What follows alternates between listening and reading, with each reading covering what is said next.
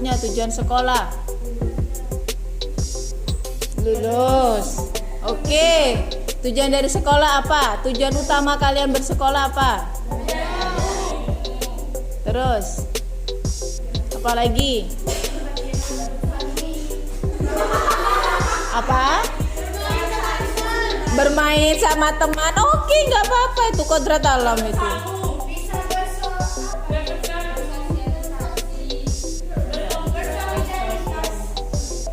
Pernah nggak kalian mendapatkan hambatan atau gangguan, atau ada hal ketika kalian lagi pengen belajar pas tiba-tiba ada gangguan? Pernahkah? Contohnya seperti apa? Sakit, siapa boleh? Malas, melihat TikTok, tergoda sama HP, apalagi? Lapar. Ada yang ngajak pergi nggak?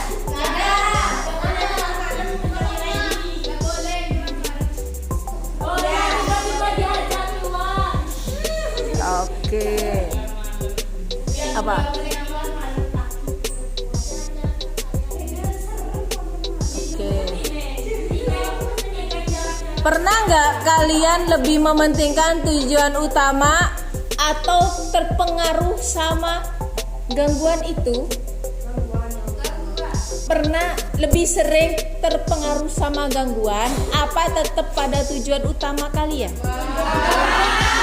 Yang tujuan angkat tangan. Bagus. Saya lebih suka yang jujur. Ya berarti ketika kalian punya tujuan utama, malam ini mau belajar, tiba-tiba ada gangguan. Waduh, Shopee kok klik ternyata banyak diskon.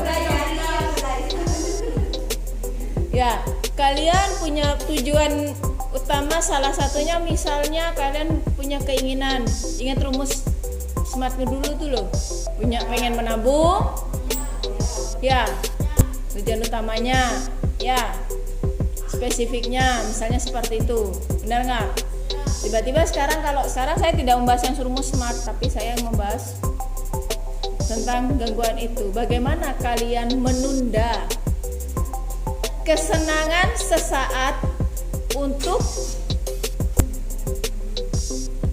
meraih tujuan? Kenapa tiba-tiba?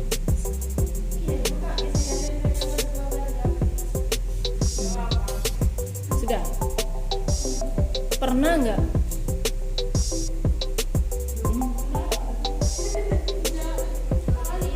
Sudah? Pernah nggak kalian menunda kesenangan sesaat untuk tujuan utama? Pernah. Bagaimana cara kalian melakukannya?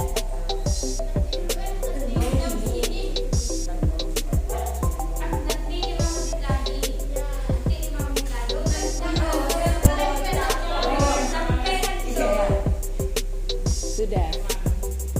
Pernahkah kalian menunda kesenangan? Untuk sebuah tujuan utama, menunda kesenangan sementara. Enggak. Pernah. Yang pernah siapa? Kenapa?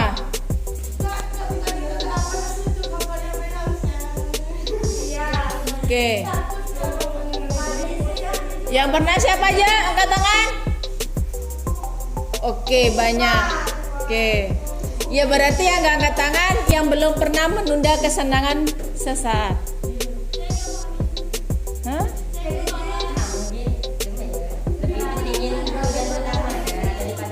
Misalnya email mau belajar, tiba-tiba Ivan datang ngajak email pergi. Nah itu tidak pernah. Oke, saya kasih video di Classroom ya. Silakan dilihat. Habis ini saya kirimkan sebuah video tentang menunda kesenangan sesaat. Oke.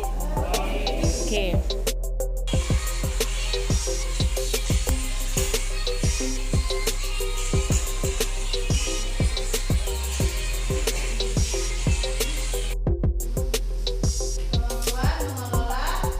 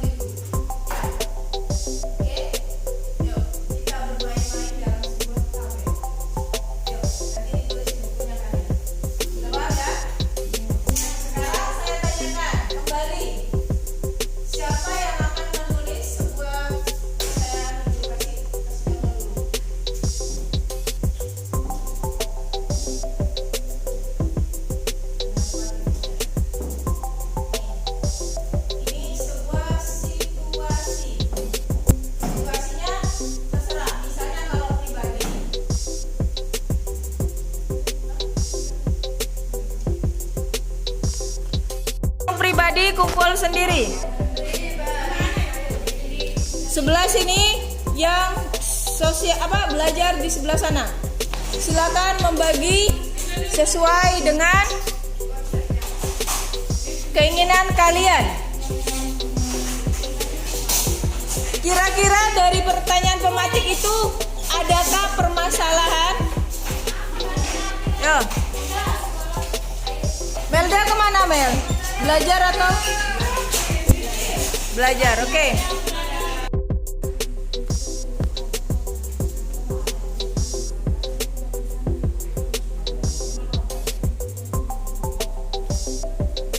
Menit bisa ya.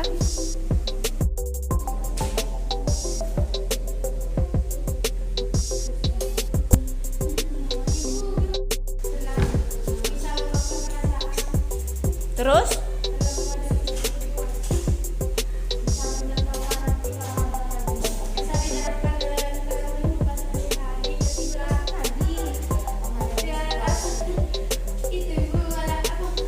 kalau menghadapi karena hal itu tuh ya, karena apa ya, segala yang kita ambil itu tidak luput dari konsekuensi, baik itu konsekuensi positif maupun negatif ya.